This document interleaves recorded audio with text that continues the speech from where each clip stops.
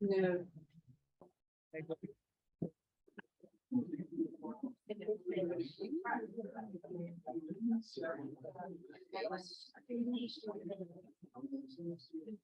So, welcome everybody. I'm so glad that you showed up for this presentation. We're very excited about it. And those of you on Zoom as well, thank you for being here. So, as you know, or most of you must know, the town approved a housing plan back in October of last year of 2021. And so what we need to do is come up with some affordable housing in town. So we have a Washington Community Housing Trust. And we also have the Housing Commission. I happen to be the chairman of that commission right now. Learning all the time. Believe me, there's a lot to learn about housing and affordable housing in particular. So a while ago, Michelle and I, and also Bill Fairburn, were at a meeting of the Northwestern Connecticut Regional Housing Council. And Kate Johnson made a presentation about this wonderful project that they have going on up in Norfolk. And so we thought it might be a really good thing for us to have this presented here, so maybe we can get some enthusiasm for an affordable housing project here in town. Not that we don't have some affordable housing, we do, but we don't have nearly enough. There are many people in town that would qualify for affordable according to the state guidelines, which is, so if you were a family of two and you were making $65,000 a year, you would qualify for affordable housing. Affordable housing meaning that you would be paying only 30% of your income for all housing costs, including electricity and heating and that sort of thing. So, and we know that there are many people that live here and also work here that would qualify under those guidelines. So I'd like to introduce to you our presenters for tonight. Kate Johnson, who is president of the Foundation for Norfolk Living, which is Norfolk's affordable housing group. She's also a licensed architect, but she's not the architect for this project, which is Haystack Woods. She's owner of Responsive Designs, an architectural firm started in 1990, which focuses on environmentally friendly residential construction. She was a first place winner with David Jones for the 2015 Connecticut Net Zero Energy Challenge. So that's pretty impressive.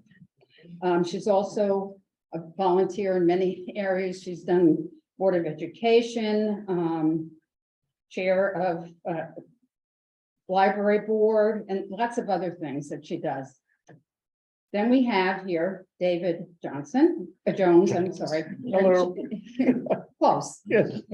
Close enough. He's the construction manager for Haystack Woods, the project we'll be learning about today. He's a high performance home building contractor since 1991.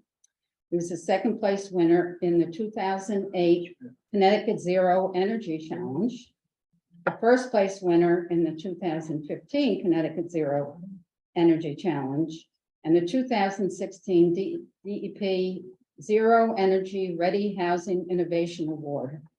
He's a member of the New Hartford Zoning Board of Appeals, and he's a Nutmeg Conservatory Board member. So I'm going to turn this over now to Kate, and we will learn lots of good things tonight. Thanks for being here. Thank you all. This is nice to see everybody here, and very excited to talk about this project, which has been sort of very near and dear to both of us, and an outgrowth of many years of exploration, which we'll show you a little bit more about. I think if you want to start the slide, that'd be great.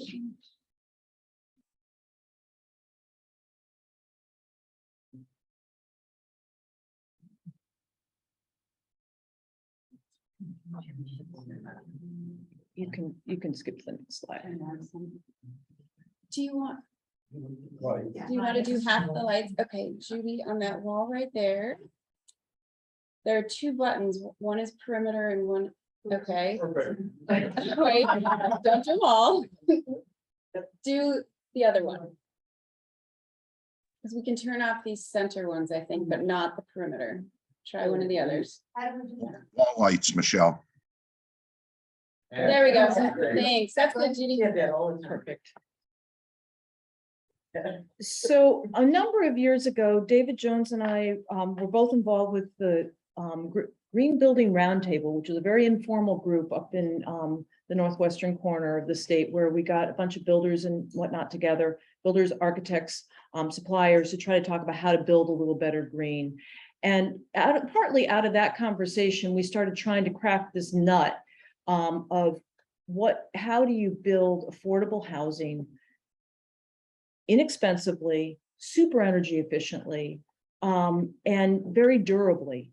And so the equation that you see on the screen, mortgage plus utilities plus maintenance, is a total cost of ownership. So what does it cost to produce this or to purchase this thing? What is the cost of utilities and what is the cost of maintenance? And that's the total cost of ownership.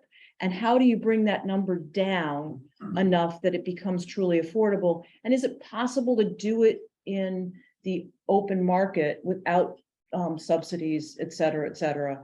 And so over time, David and I kept having these conversations. Well, what if you did this? And what if you did this? And what about this site? And what about this site? And this goes back a lot of years. Yes. So back to 2008, probably, when we got that federal stimulus money for the Green Building Roundtable. It goes way back. So At least that, yes. at any rate, and for you, it goes back even further. So this project is really an outgrowth of a long series of discussions. So now back to the first hat, or one of the many hats I wear as the president of the Foundation for Norfolk Living. We have done several projects to date. One is the town center rentals, which is the renovation of these buildings, which are 5 buildings on 2 separate pieces of property, into 12 rental apartments that are affordable. And we went through zoning and all of that, and I'm very happy to have some discussion about what took place on zoning if you guys are interested at some point. That's really not the thrust of the conversation here. At any rate, this project was amazing, partly amazing because the bottom right-hand side, the Burr property, had 3 two-family houses that was fully donated to us, including tenants, as we were starting on the Shepherd Road property, and we were able to get funding for the whole thing all at once. And that was just a really beautiful thing. So in 2018, we completed that. And let's take a look at the next slide.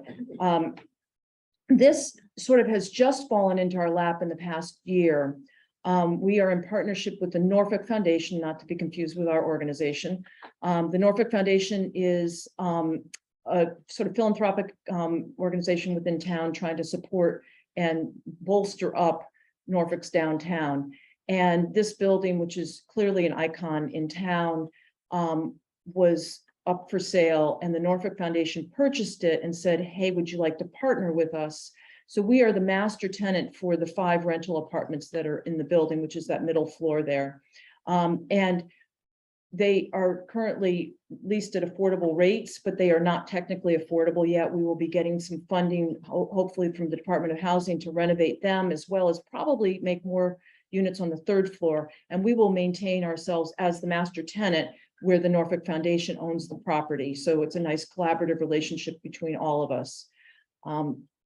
Next project, next one. Here we are. This is Haystack Woods. We are currently creating 10 net zero energy homes, and they are home ownership. So net zero, we've been brandishing this term about, and probably some of you don't know what that is. Net zero means that the house or the property creates as much energy as it uses over the course of a year. So that means you could have a big, huge house, put a ton of solar cells on it, and it would be net zero. Or you could have a very little house, super energy efficient, with just the right amount of solar panels, and it would be net zero. We're obviously aiming for the latter, not the former, but we do see some very big houses around that are able to boast that they're net zero, and they're doing the right thing because they're helping to keep fossil fuels from being burned and everything else. Generally speaking, net zero homes are all electric homes. So what this means is these residents will have the hookup costs on a monthly basis, and that should be it. The solar cells, which will be on the brown buildings, which are the carports, should produce enough energy to power everything in the houses for the over the course of the year. So actually, step back. So that project, when 2018, when we finished the other project in 2018, the board said, "What's next?"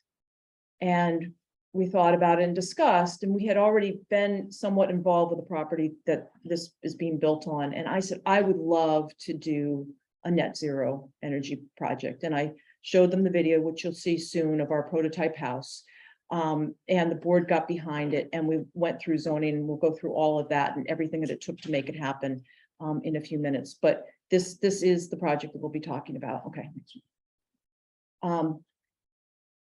I think everybody in the room here probably knows why affordable housing is important. Is there anybody here who's a affordable housing skeptic? Is there any reason we need to talk about the importance of affordable housing? I don't need to remind you that you can't find painters, and you can't find people to wash dishes, and you can't find people to work in healthcare, and you can't, because we don't, I don't need to go there with anybody, right? Okay, good. Next slide. And next slide again. And next slide again. Okay, so yeah, so this, in a moment, you're going to see the video of the 2015 Net Zero Energy Challenge House, which David and I did together. And what I will say is David called me in and he said, "Kate, can you help with the architecture on this? I've got a unique client. He really doesn't seem to care what things look like. He is just determined to build a house that's," what you want to describe it, how he described it? Sure.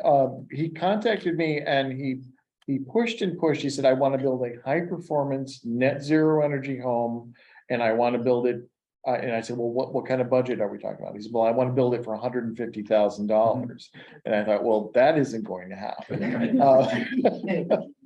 But as the conversation progressed, we came to understand, or I came to understand, that he was willing to really sort of reinvent what housing was. And that's what we're going to talk about when I talk about this particular house, which we're using as the prototype for Haystack Woods project. And what he did was he opened a door to changing what we expect from a house and how we might view what a house is supposed to look like, if you will. And that gave us the freedom to create something that costs less than a house that looks like it's a replica of a colonial period house, which is what we expect in Connecticut to see. When we say a house, we all know what a house is supposed to look like. And this one doesn't quite look like that, but it serves the same function. So after the video covers a lot of ground, and after the video, we can talk about, how this house is different and what sort of thinking outside of the box did for this particular house. And the first statement in the video is a little confusing. He's referring to another house on the property. And the very funny thing is that Jim Katzen, it was my father's partner's son. So I knew him quite well. And You ready? Yep. Sorry. Go. Yep. at the time, I wanted to build an energy efficient home, designed it myself with some help from Phoebe. And we made a lot of mistakes in that house. This was an opportunity to really focus on one aspect that is of interest to me, which is making an extremely high performance energy efficient home and doing it on a modest budget that most people can afford. Certainly the energy efficiency was a key piece in all of it, and also trying to figure out how to build this as efficiently from a dollar and cent standpoint as possible, giving them that long-term payback on their investment. We eliminated the foundation. We eliminated the basement because it ends up being just a big hole in the ground that we need to keep warm and dry. And it's an expensive space and it's a low value space. The builder built a really good tight envelope. The architect drew a fairly simple floor plan. So once we have a great thermal envelope, it comes down to what will the homeowner agree to as far as mechanical systems, appliances, and sort of the things we like to live with day in and day out. The first question I asked Dave when he proposed a slab was, well, where are we gonna put all the mechanicals? And his response was, what mechanicals? The on-demand hot water heaters are the size of a toaster. The heating system for the entire house is a single wall-hung unit, mini split air source heat pump. So what we have here is a house with a small closet that for all the mechanicals is essentially empty. We had to make sure that everything had multiple uses. The area under the stairs used for mechanicals, the bathroom working for both master bedroom and for the powder room space. The structure of the first floor walls are concrete. The concrete is structural, but it also is the finished surface. It's the siding, and it's extremely durable. It will never burn. It won't rot. Insects can't bore through it. The house has no siding on the outside. We're never going to have to paint the house. We're never going to have to replace any wood because there's essentially no wood on the outside of the house. For me, the maintenance-free part is pretty exciting because neither one of us like to do the maintenance on our homes. The second floor walls and the roof are structural insulated panels. Those panels, which are just foam and oriented strand board, serve as the insulation as well as the structural frame for the building. It may not be conventional, but it works. And the house has all the spaces that a typical family would need. We have the photovoltaics, electricity is, we don't have to think about it, although we're both conscious of turning off lights. This is an all electric home, so it's just going to be an electric bill. And that electric bill is offset by the photovoltaic panels on the roof. So in this case, the house is a -12 Hertz index, which means they produce more energy than they're going to use. It makes more energy than it will require to operate on an annual basis. That's difficult for many people to really internalize. They definitely should look at energy efficiency, and I don't think very many people do that when they're building. And that affordability and energy efficiency piece is just so key to making things affordable for people with lower income. David and the team at Stephen Warner Associates worked back and forth on a lot of products and installation types, and it helped him make a more informed decision, which ultimately produced a great house. People just don't believe that you can actually build a house like that for about the same cost as essentially any other house. Okay. But by the way, we didn't cover this at the beginning, but I think we can take questions throughout the presentation from people in the room if something comes up, but all right. You're working on the next screen, I guess. I'm working on getting back to the presentation, yes. Are there any questions at this Yeah, point? this would be a great time for any questions. Thank you, I appreciate that. What was your cost of that house? If you were looking for 150, what did you? Well, it really, it's hard to really say, for the purposes of the competition, I think we used about $178,000, but that doesn't really tell you very much because you have to understand what is and is not in that number. But what we did do was, compared to all the other houses in that competition that year, we ended up being the low cost, high performance home. And we said 178,000, and that's a rough figure. Doesn't include site work because that's site specific, and it also doesn't include the PV because the PV is, we consider it sort of a prepaid energy bill as opposed to a component to the house itself.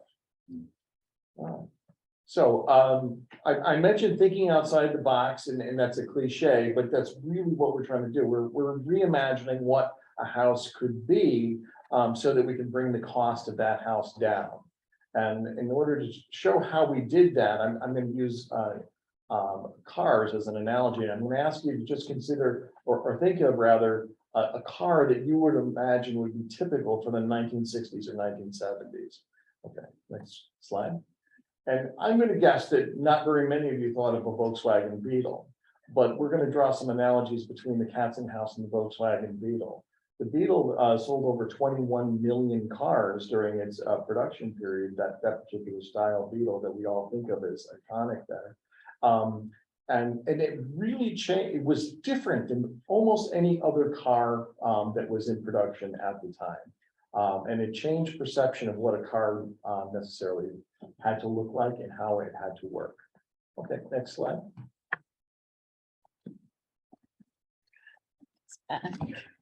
There. So the Beetle didn't really look like or act like or function like a typical car that we were used to thinking of in the 1960s and 70s when they were being produced. It looked, you would know a Beetle coming down the road from far away, right? Everyone could recognize it. And it was smaller than all the cars from that time period, pretty much. It has a very simple design, and this is where we get into total cost of ownership, which is what we were really driving for with the Katzen house. So the attraction to the Beetle for many people was that it was very low cost to purchase initially, but also to operate over time. It used less fuel and it was simple to work on. It had all simple systems, so it was easy to maintain. It had an air-cooled versus liquid-cooled engine, which was very unusual at the time. And the engine was in the back, and I picked that because that was just completely unheard of for most American cars. And there are some car people that might mention that there were other versions, but they were not very common. Okay, next slide. Thank you. So comparing the Beetle to the Katzen house,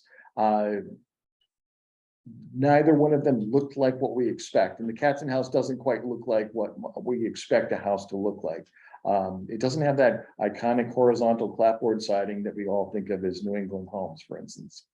And it's smaller. We haven't been building small homes since this, probably since the 1970s in this country. We keep growing them every year. And the Katzen house is a very simple design, similar to the Beetle. Very simple mechanical systems, very simple structure. Not a lot of porches and bump outs and gable ends and all that sort of thing. And now we get to the important part. Both the Beetle and the Katzen house have very low total cost of ownership. So the purchase price was lower. And then the operating expenses are lower in terms of maintenance, and of course the energy costs, which are significant when you're talking about a house, are essentially zero for the Katzen house once we have that solar PV. So the last two on the Beetle side, the air-cooled engine and the engine being in the back, I see as analogous to how we've eliminated the basement and the foundation from the Katzen house. These are, somewhat radical thoughts for a house in Connecticut. And we have no wood in the walls. When we think about building a house in Connecticut, we think of it starting with a big pile of lumber being delivered by a lumber delivery truck, dropped in a big puddle on the site, and away you go, right? But we didn't have any wood, so we don't have all the problems that go with wood, which a lot of them have to do with moisture and mold and rot and insects and such. We've eliminated a lot of that risk in this house. And finally, we have no central heat. And for most of our lives, we have come to expect a central heating system where you have heat in every room. But when you build a house as well insulated and as airtight as the Katzen house, we were able to put heat in just one spot in the house, and that heat distributes itself throughout the entire house and keeps the whole house comfortable. And it does that because the house is so well insulated that the heat doesn't escape the house through the walls or windows or air leakage or what have you. And it just, it covers the whole house very nicely. So that saves a lot of money, and both in terms of initial cost and in maintenance. Yes, there's a question. What was the square footage of the house? Do you remember? It's about 1,200. 1,200 is Yeah, what I'd say. about 1,200 square feet. I've got a question. Interesting, no basement. So what did you do for the attic? Because a lot of the heat rises. So what kind of insulation do you have in the attic, actually? Well, we'll show you some slides that will describe that. There is no attic per se, but you'll see that in upcoming slides. So let me come back to that question. All right, next slide.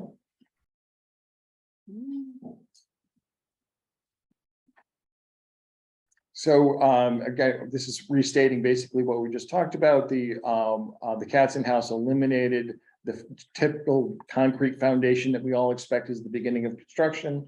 It eliminates that basement space, which unless you're finishing it as sort of a low value space where you store a bunch of junk and, you know, you have to pump the water out.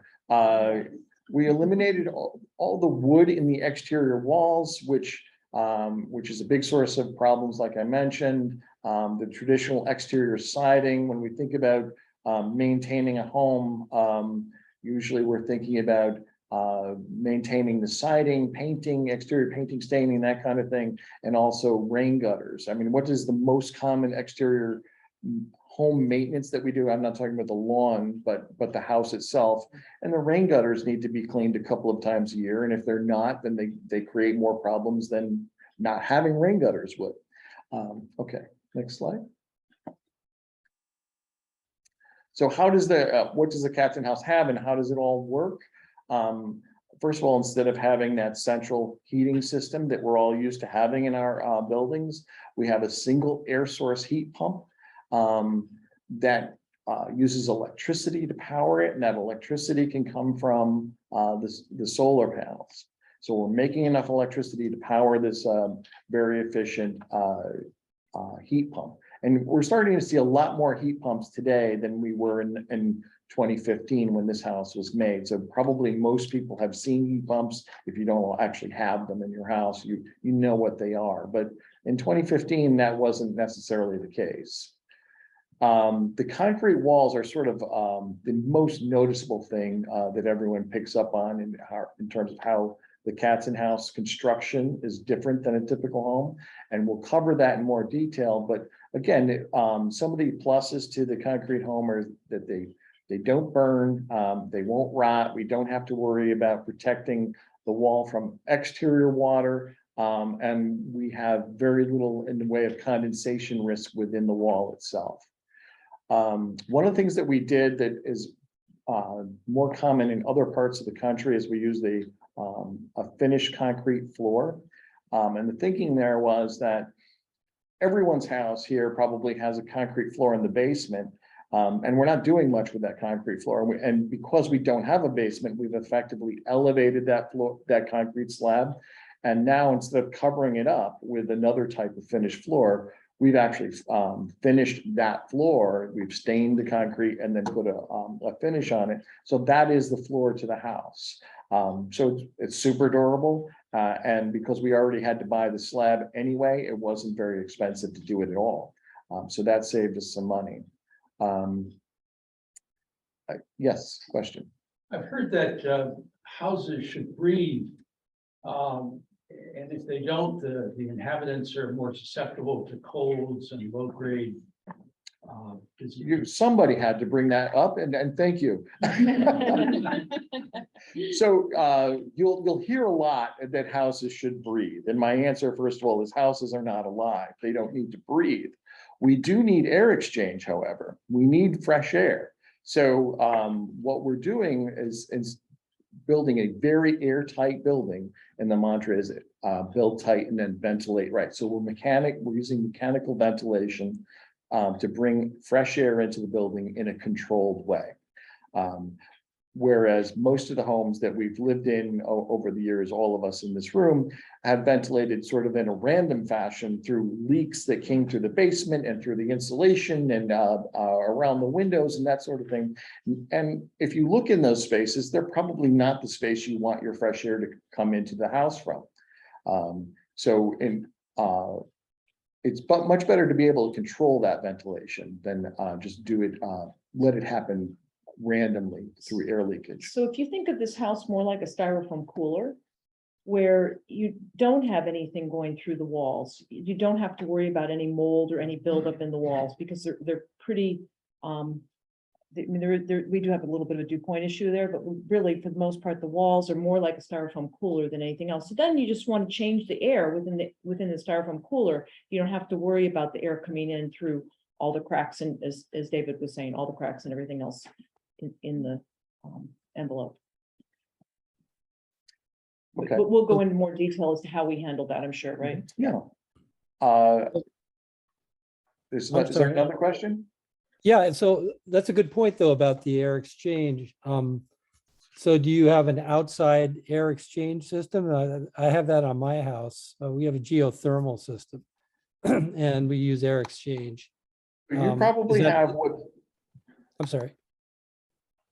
so I'm gonna guess that you probably have what's known as an ERV or energy recovery ventilation system.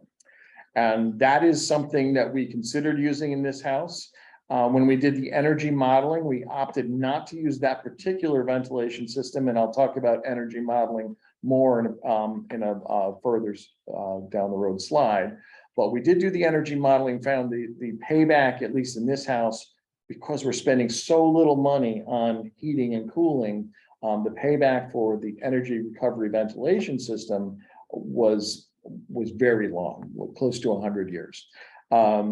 So we opted not to do that because this house, remember this house, the whole goal to this house was to reduce the cost both of construction and operation as much as possible.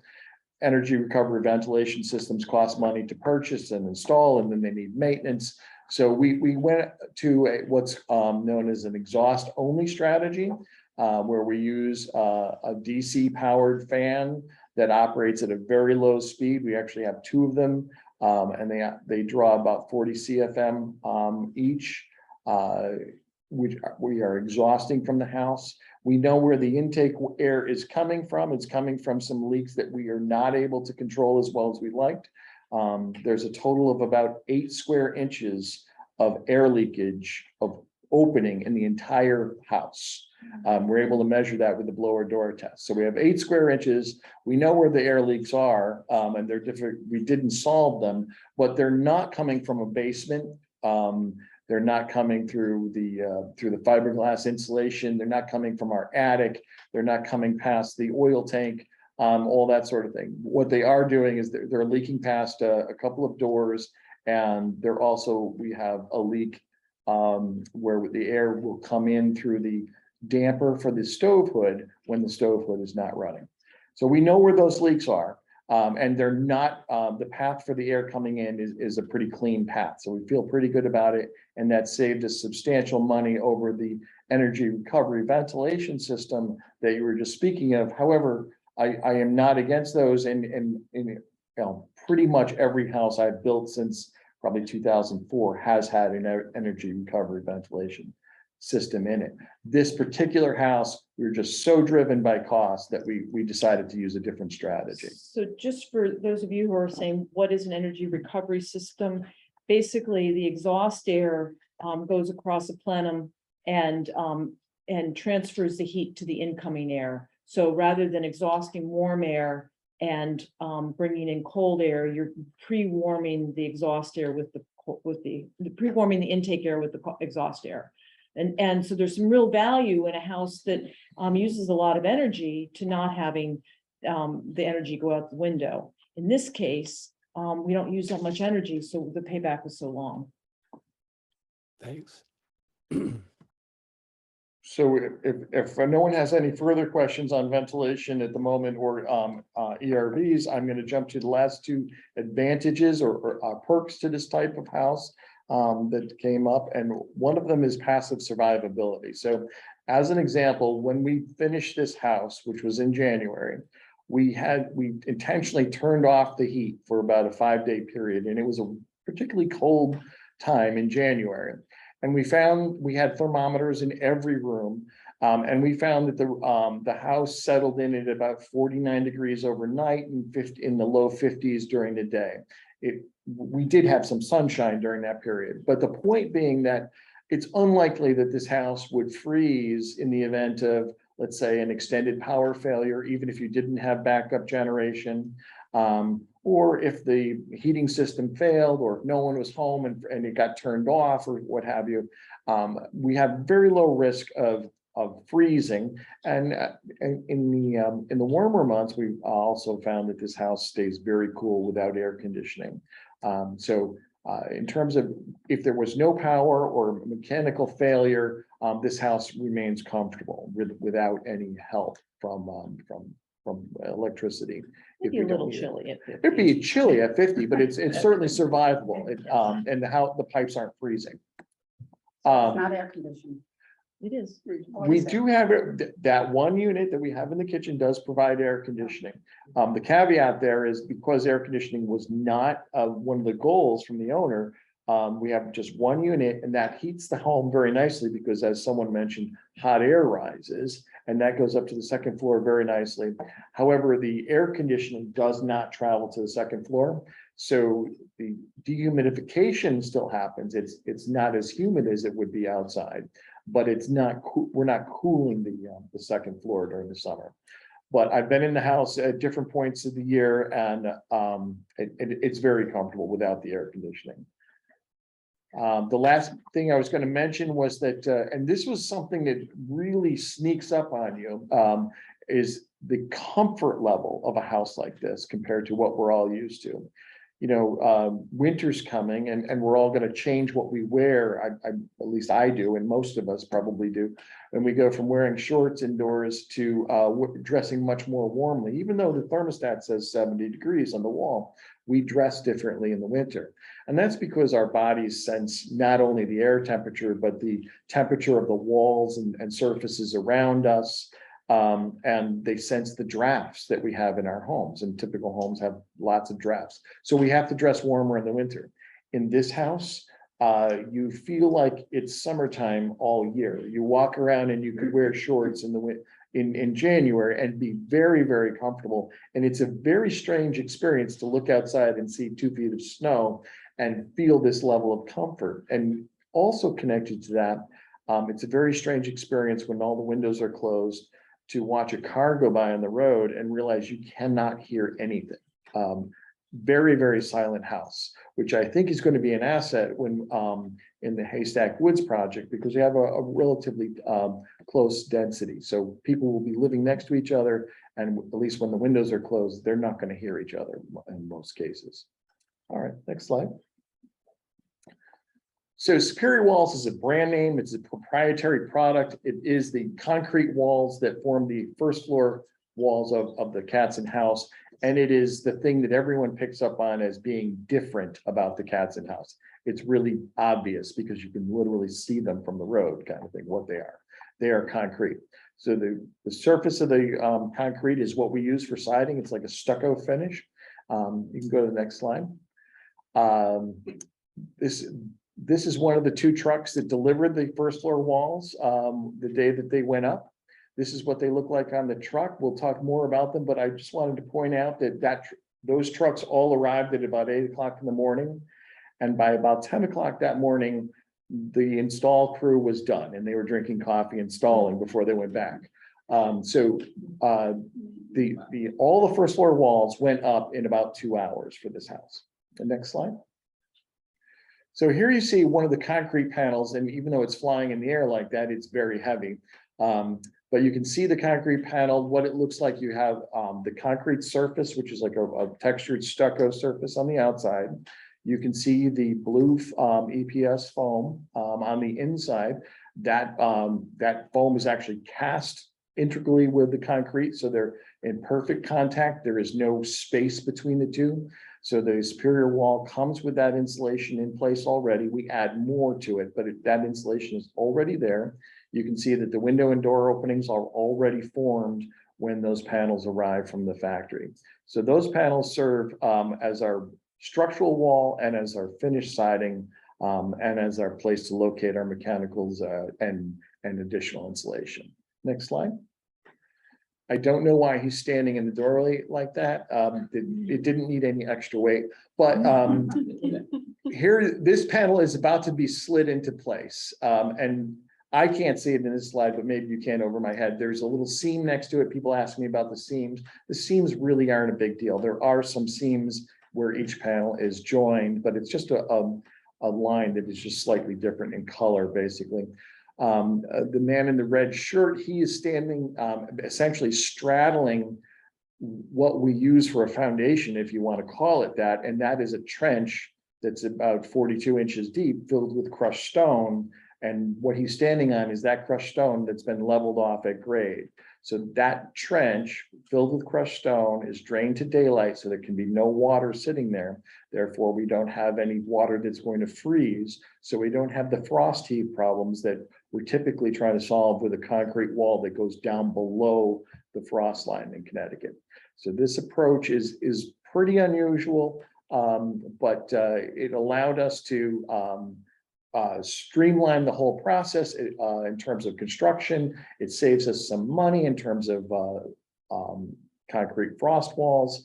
And all of that crushed stone was a big help in draining what was really kind of a wet site to begin with.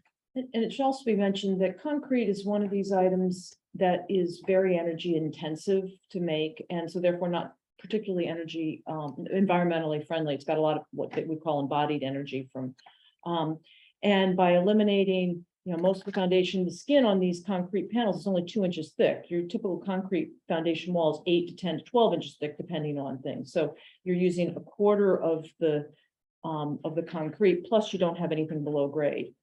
So there's a significant reduction in the amount of concrete over a typical house. We didn't really get into trying to measure the carbon footprint of this house, but concrete is one of the big, the biggest contributors to carbon footprint of new construction. And so, yeah, here we've eliminated a lot of the concrete. Go to the next slide. So here you see the walls together. You get a better sense for what the walls look like when they're all installed. There's the concrete slab that will eventually become the finished floor here.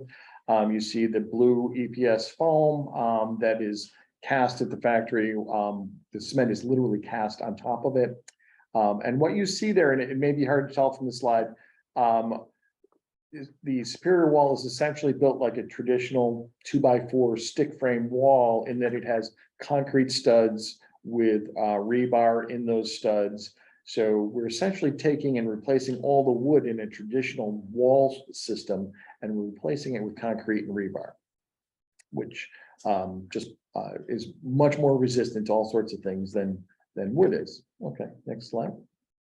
One of the other systems that differentiates the Katzen house here is the open web floor trusses. So a traditional floor joist system is very lumber intensive. Lots of big trees go to making 2x12 by 14 feet long kind of thing.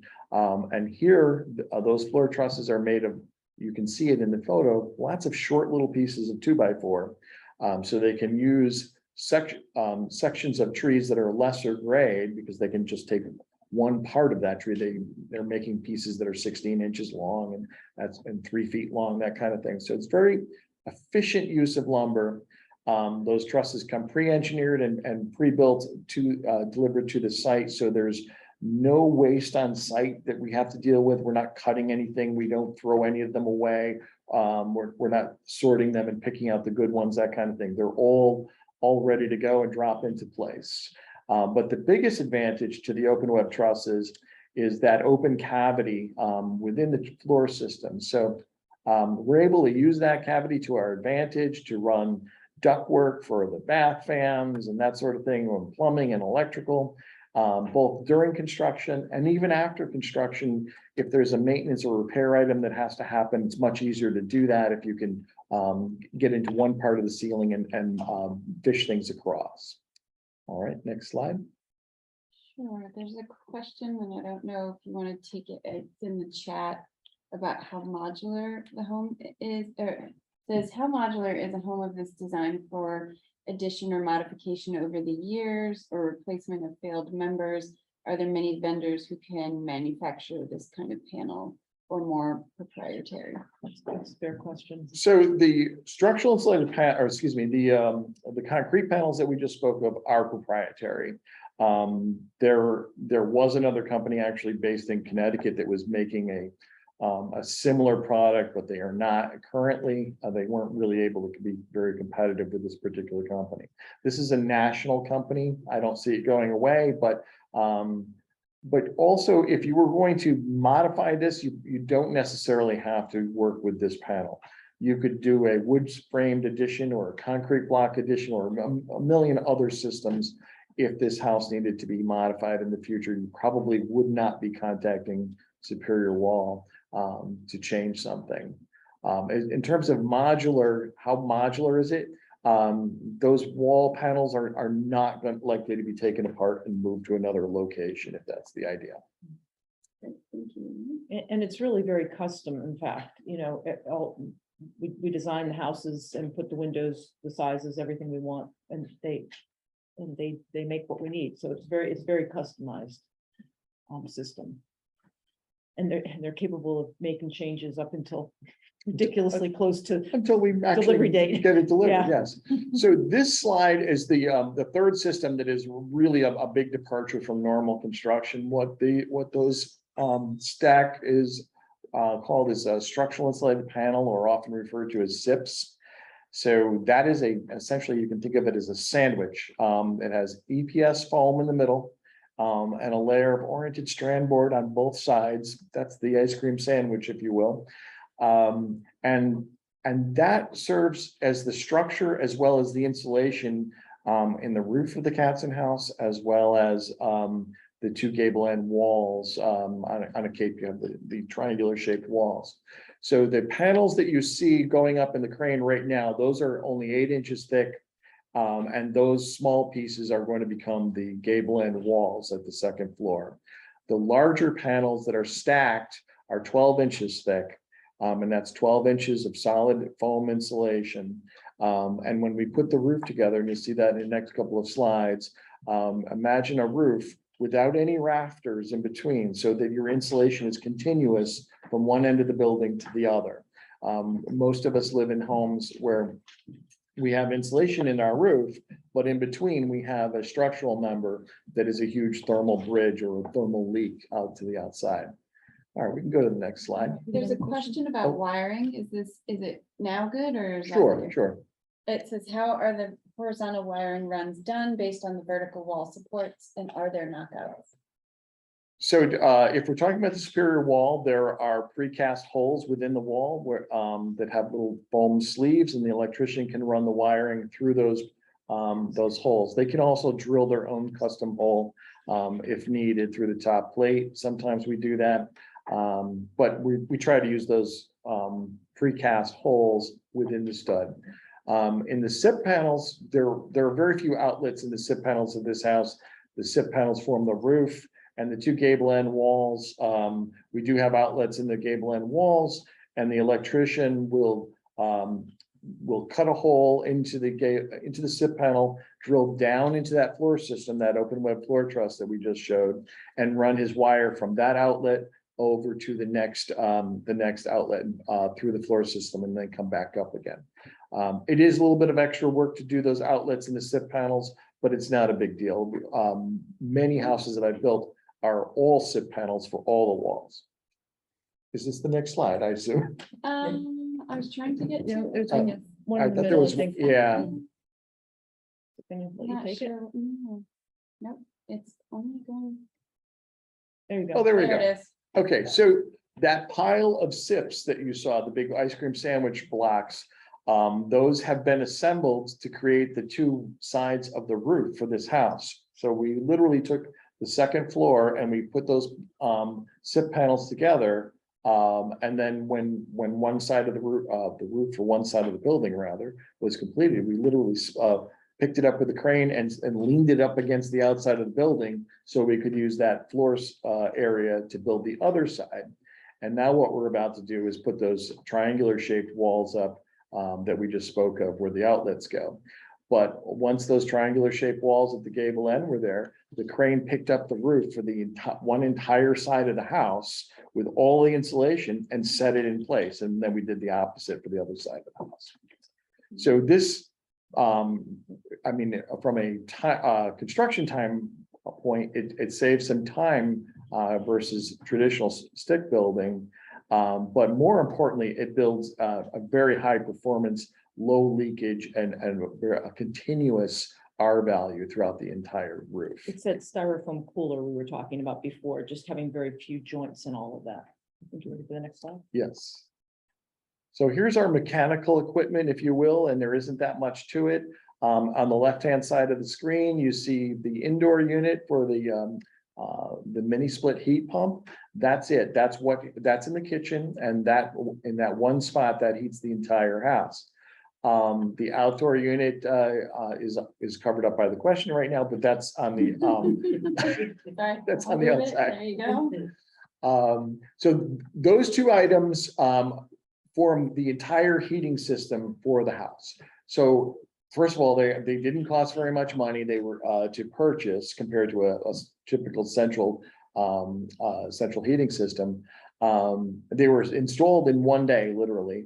So in terms of future maintenance risk, I think they installed, they probably cost about $5,000.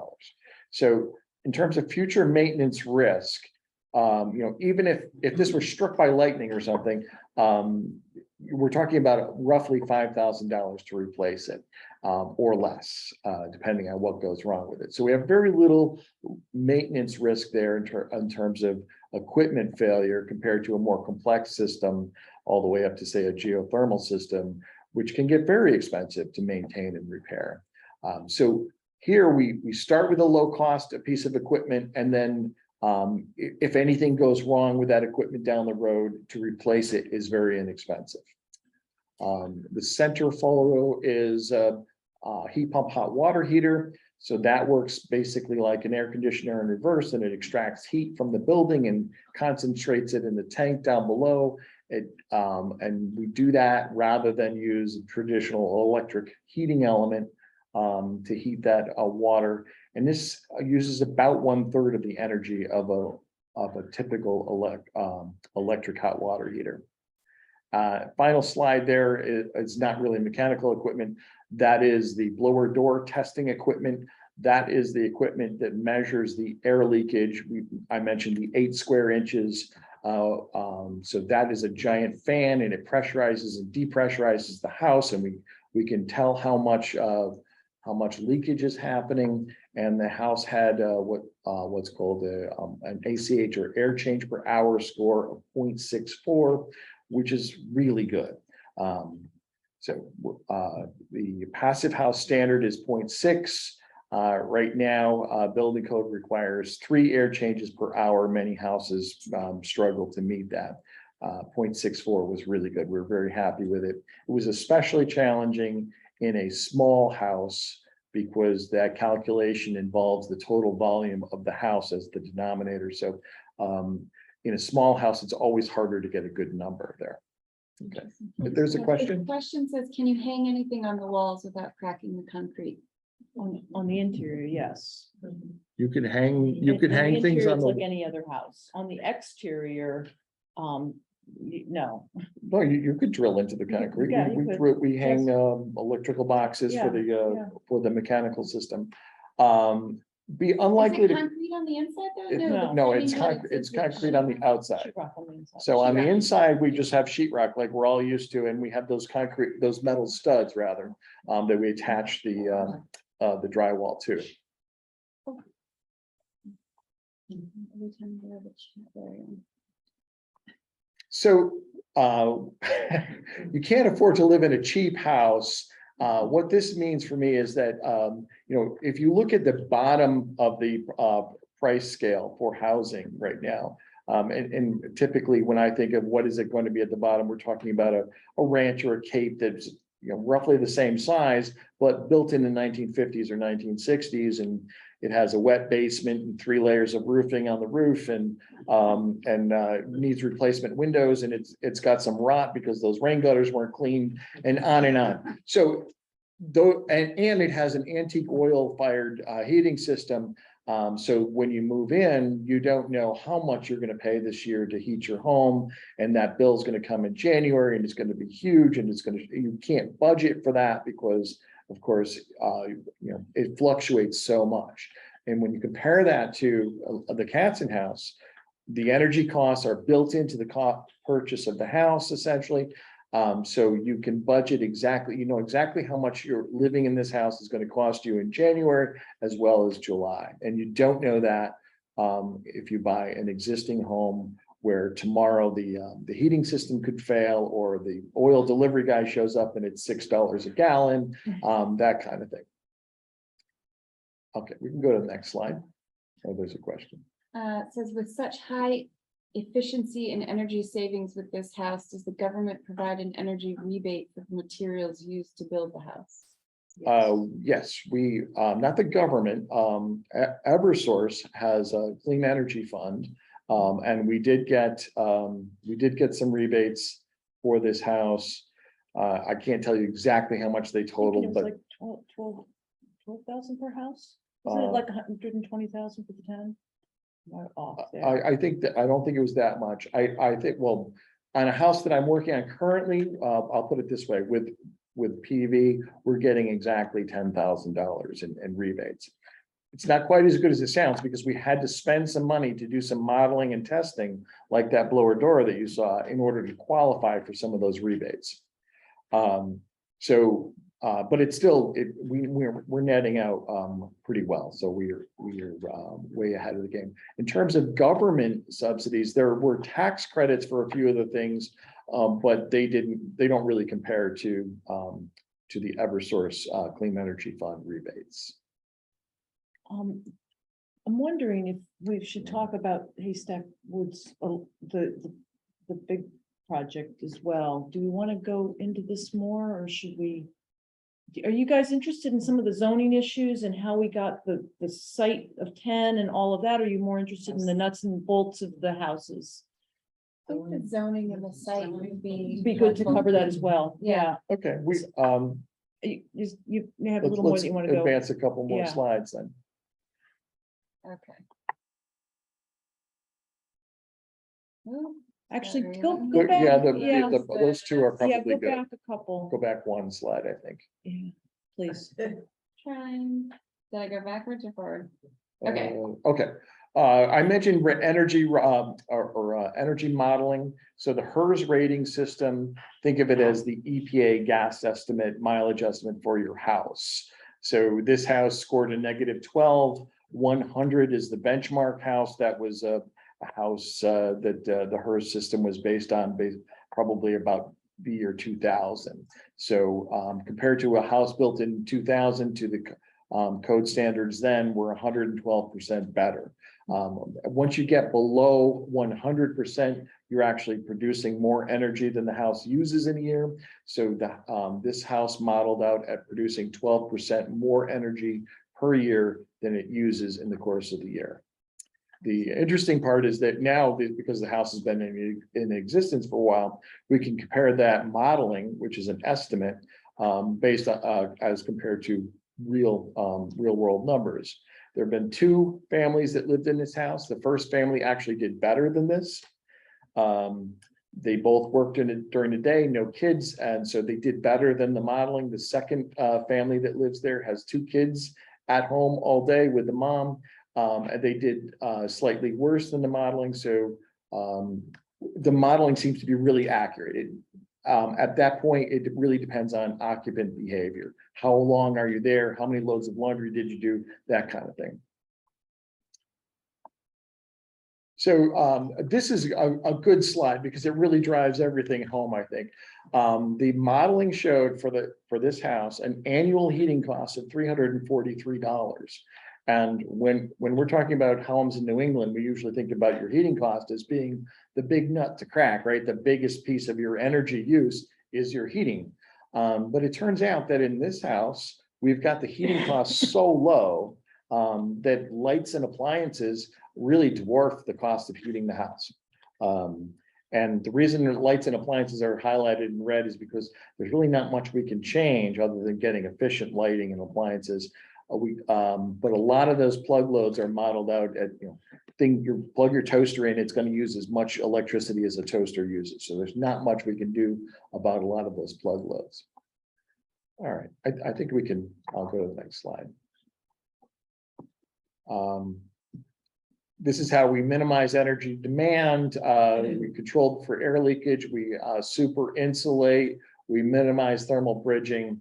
We used all LED lighting, which in 2015 was difficult to find at a low affordable cost. Today it's the standard, so it's not a big deal. All right, next slide. Okay. Any questions on the energy consumption, how we designed it, anything on that we want to cover up? And then we'll get into bit on how we developed Haystack Woods. One more question is energy. It says, are the photovoltaics requiring battery storage, and what kind of batteries are used? We don't use any battery storage here. We're using essentially the grid as the battery. So as we make power, we send it back out into the grid, and then when we need power at night, we buy it back from the grid. And as long as we net out to, so that the two things are balanced at the end of the year, there's no cost to the owner to buy electricity itself. And the topic of batteries is actually a large other topic, which at some point we'll be happy to talk with you guys about, but probably not tonight, because it's a big other one. So this piece of property is 39 acres. We are going to donate 50% of it for open space, probably to the Norfolk Land Trust. And the other 50% we are retaining. Originally, we were planning on building 19 net zero homes off of a private road. Ultimately, by the time we got through zoning the second time, we were down to 10 net zero homes off of a public road. Next slide. So this shows the original complex with the 19 homes. And next slide. And so in 2018, when we started the design for this project, the vision was to try to get as much as we could on the site while we were still maintaining a good amount of open space. It's a dense cluster housing. Norfolk had a cluster housing regulation, but it didn't work with what we were trying to do. So we ended up using a provision in the zoning regulations, which allowed us to create our own regulation. Like, how nice is that? We can write our own regulation. So we wrote our own regulation saying that we do create this overlay zone that was going to, and then we very specifically described the regulation to match what we were doing. And we had a private road and we had 19 homes and we got the whole thing approved, and it was just miraculous. In 2019, Valentine's Day, the governor announces a debt diet, and that meant that our funds went, our chance of being funded went poof. We continued through the zoning process. We were actually partway through at that point, continued through the zoning process out of just sheer determination to get this thing done. We finally, over the summer, I believe, sat down with the new commissioner of housing and said, here's what we're proposing. We're trying to get this through. Can you help us get it funded? And they said, yeah, but it should be on a public road. And we're like, okay, well, we got it permitted for a private road. Well, no, it should be on a public road. So because it's on a steep hillside, going from a private road, which had much less restrictive gradients, to a public road meant we had to do this and lower the pitch on the road. Lowering the pitch on the road, I should have started off by telling this is an old gravel pit. So what we were actually kind of in, not a brownfield site in that it hadn't been damaged, but it had definitely been used. So by lowering it meant we were cutting more into this gravel pit and more into the hillside. And ultimately we could only get 10 homes out of it. We have opportunity for maybe a little bit more down the road, but at this moment we're permitted for 10 homes. So in 2021, January, we started back in with P&Z and wetlands to go from a public road to from a private road to a public road. We spent every month of 2021 in either P&Z or Wetlands Commission meetings. December of 2021, we finally got all of our approvals. So it was just, and the town was, Norfolk's amazingly supportive of affordable housing. We didn't have any interveners. I ran into one of the daughters of one of the abutting property owners recently, and she said, my mom wants to know what she can do to get this project moving sooner. This is an abutting property owner. So we obviously have got a really beautiful community that understands the importance of affordable housing. Nonetheless, the commission had never seen anything of this size or magnitude, even going from 19 to 10, 10 was still big, and they wanted all the I's dotted and T's crossed. And because the governor had given all these extensions for, because of COVID, for the length of meetings, so meetings didn't have to, you could attenuate them longer. It just took a whole year. So anyway, we, at some point in that process, received CBDG funding which is Community Development Block Grant Funding. I don't know what the next slide is. Maybe. Oops, that's not good. I want to go back to the previous one. Too, sorry. I didn't That's notice okay, that. don't worry about it. So in we received CBDG funding. That is federal funds that go to Department of Housing that then go to the town, and the town has to vote to say that it can be used for other uses, other than town uses. And so we, the Foundation for Norfolk Living, are the sub-recipient for that. So we did get that funds, and that's should cover most of the site costs, including site acquisition. And in December, late December, the bond commission also gave us the additional amount of money that we needed in order to make this project happen. So for round numbers, there's 3 pots of money that are making this project happen.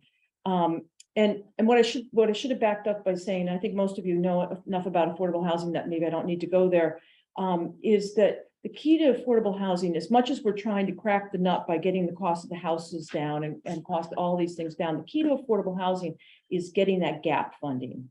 That gap funding is the differential between what it costs to construct the project and what you can actually sell or more fund for rentals or whatever in the project. So that gap is the key. And in this case, the gap is coming first from the CBDG money, the federal money that flowed through, and second from the Department of Housing directly. And then the third pot of money will be a construction mortgage that will get paid off as we sell each of the 10 houses. So that's how this is essentially getting funded. There are some smaller grants that have trickled in there, and there'll probably be a few others by the time we're all said and done. But that is how the project is working. So let's see what the next slide is sideways. So we have 3 house designs. This is the 2-story, which just turn your head. How about the next one?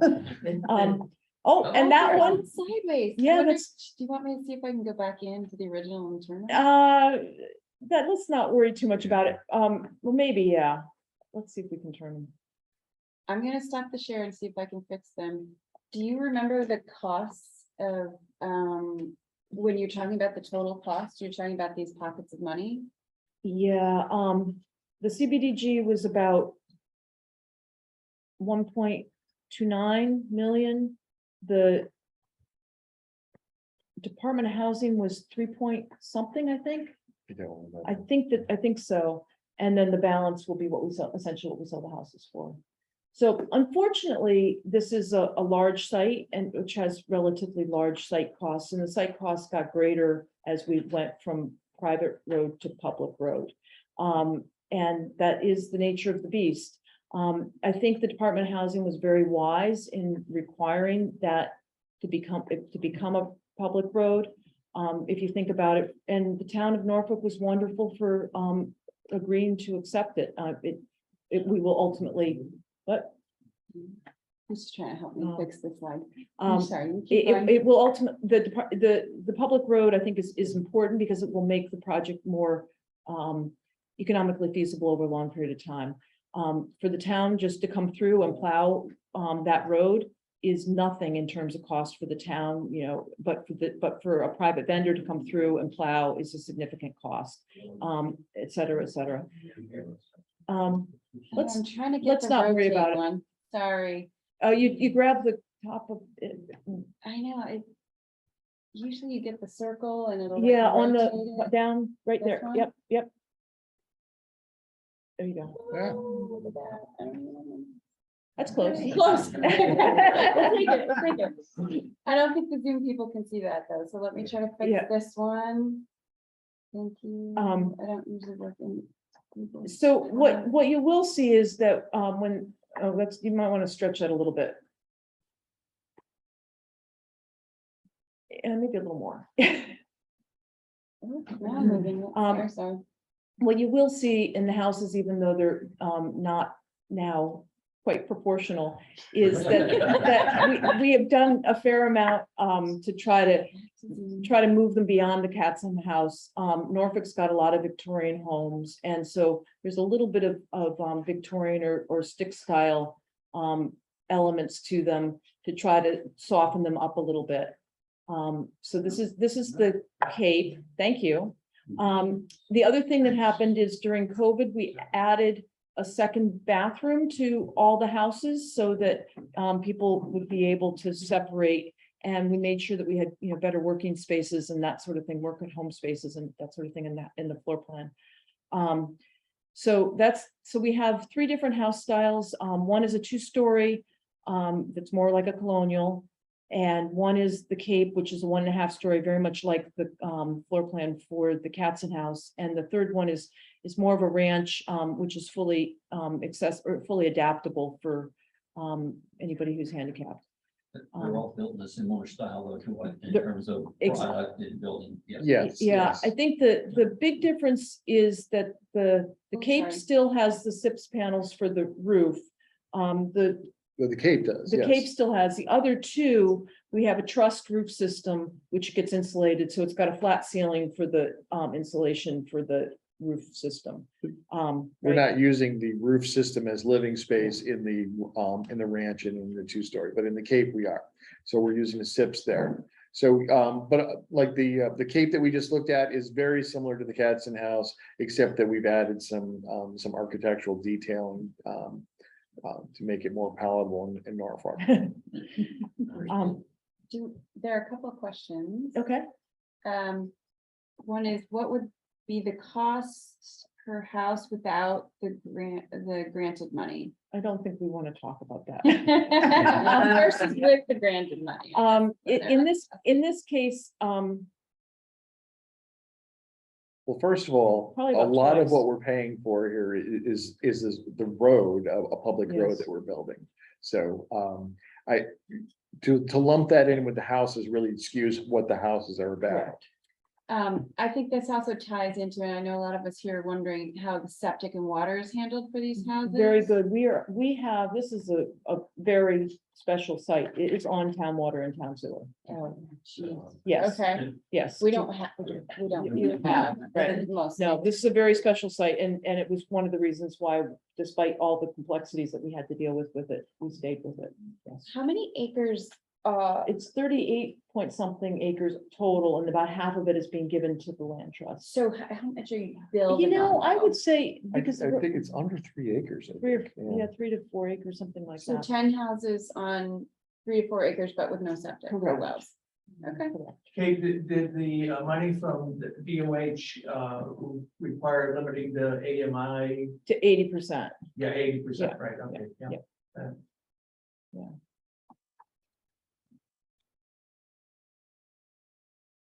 You have other questions there? Is that it? I think that was all of the questions. Did you- Next slide, I okay. think, yeah.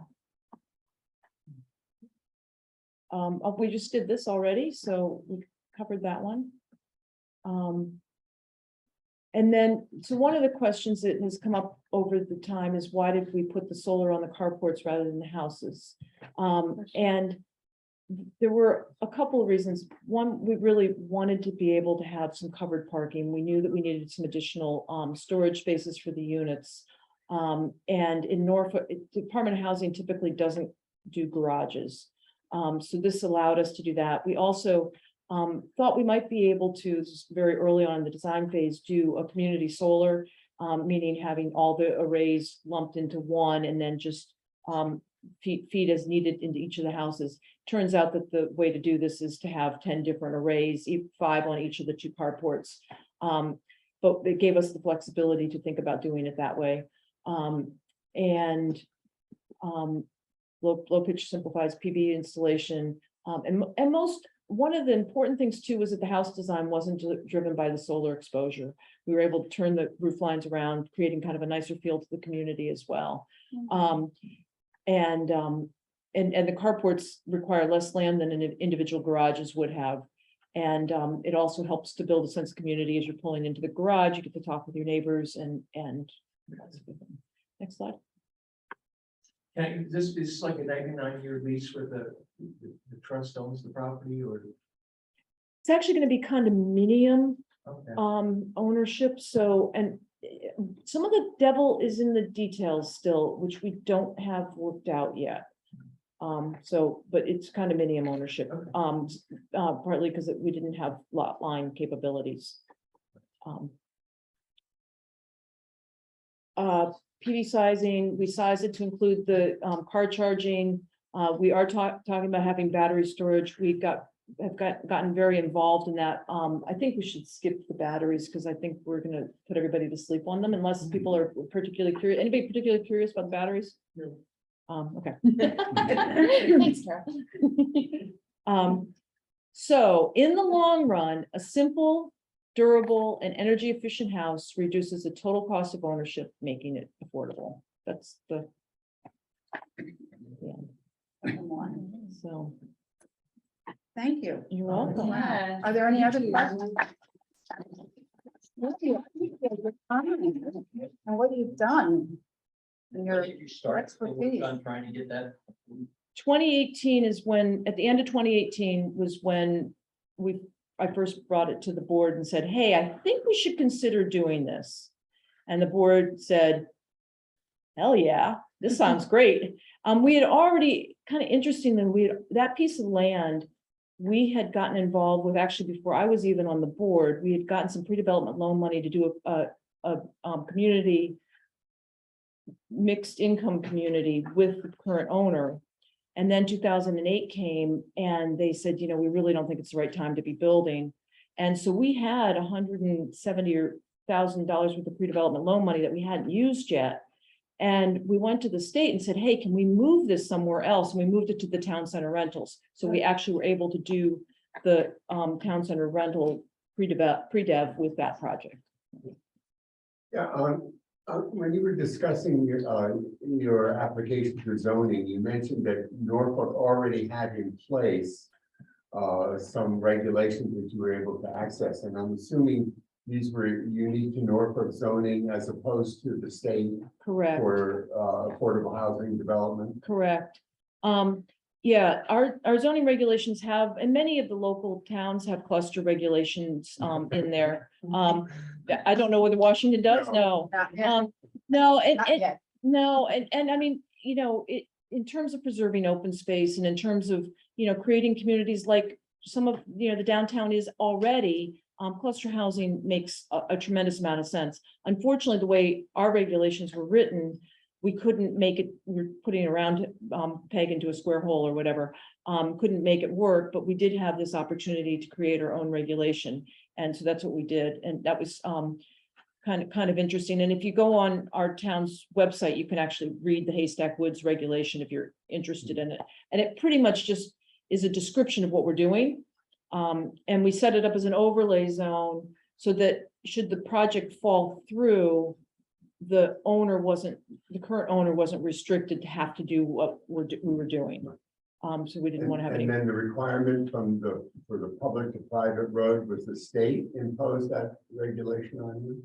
Yeah. Not Private to private to public was the state saying that, yeah. And did they give you a reason for that? Predominantly because of making it so that the community would be a durable community from a financial standpoint, that the cost of a private road for a small community can be really onerous to maintain over the next 20, 30, 50 years. And that it was better put into the public realm. Were you dealing with Yvonne Klein at the time or at DOH or was it Salem? No, it was more Salem. I mean, Yeah. Yvonne, so Salem came in just in 2019 Right. with the governor. So no, not so much. I mean, Yvonne, we dealt with for the prior project. Yeah, She's good to work. yeah. I have a couple of questions coming in. Somebody here is asking, what is the reason behind the cluster build out in a site versus spreading the houses so each has more property? The real reason for cluster housing is, and the importance of cluster housing is that it really limits the impact on I mean, it creates more open space. And we felt that that was really the more appropriate way to build out this project. Somebody else is asking about the cost of purchasing the homes for new homeowners.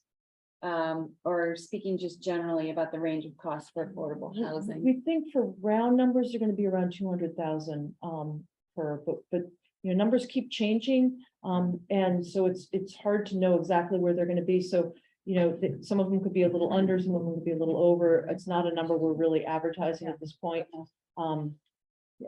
Right, and are you limited though? Do they have to be 80%, 80% AMI? yeah. So the, It- If I could, Go ahead. We did, you know, the Washington Housing Trust built 2 new houses and renovated, and Kate Yep. was our architect who got us through the old farmhouse. And- Yep. And I Thank thank you. you publicly now.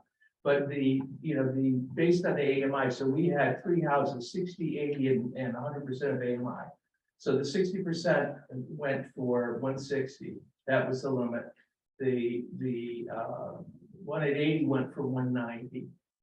And the 100% went for 220, but it depends on the number of people. And what year was that? This would have been 2 years ago. Yeah. But the AMI changes, so I think It right now, does. it's not like around 117,000, the average. It depends on, median yeah, income. it depends on the number of people too, Yeah, yeah. so. but it changes, the amount changes with the number of people in the household. Right, and we will have homeowners association fees, so although they won't have electric fees you know, they won't have much in terms of utility costs, we will have HOA fees, so that has to all be factored into the total cost of ownership. I assumed that before the presentation falsely that this would be some row housing to have common walls on either side for energy efficiency sake. I'm sure you priced all that out. Is that not was that considered initially or? You know, that's a good question. Well, you know, I remember a conversation where we compared this to the properties you'd already developed. And the consensus was that the group wanted to develop individual homes, and the expression used was so people could have their own kingdom.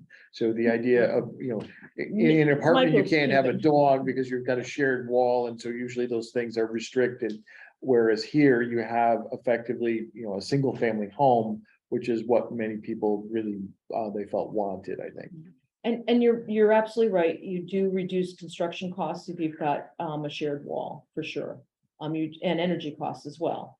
So it's something that we certainly could have considered. It's something we did not consider in this particular project. I have another question here. Someone's asking, what was the rationale for pursuing for sale rather than rental housing?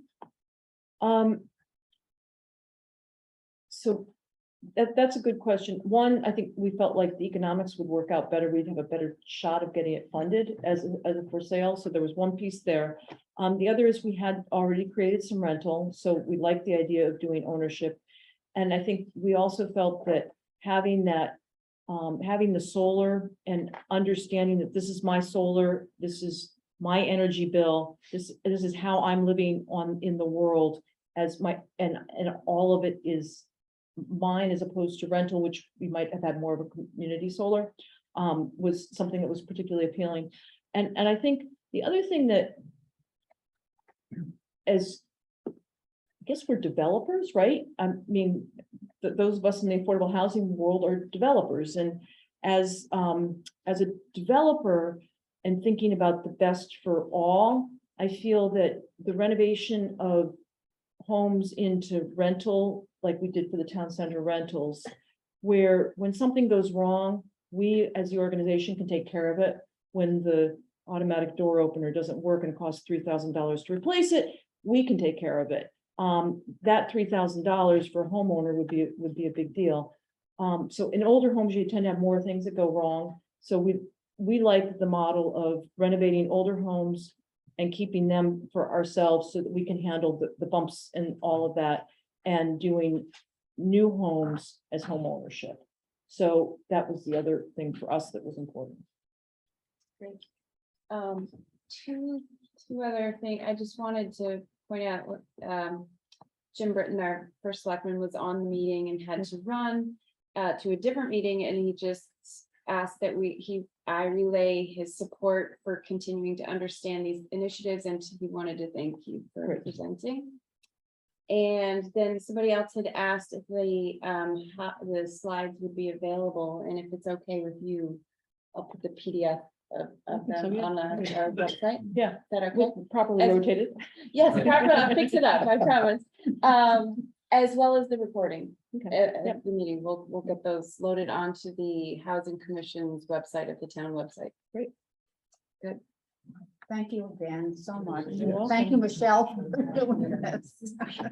We did it. We did it. Stop recording. And thank you for coming. All right. Thank you.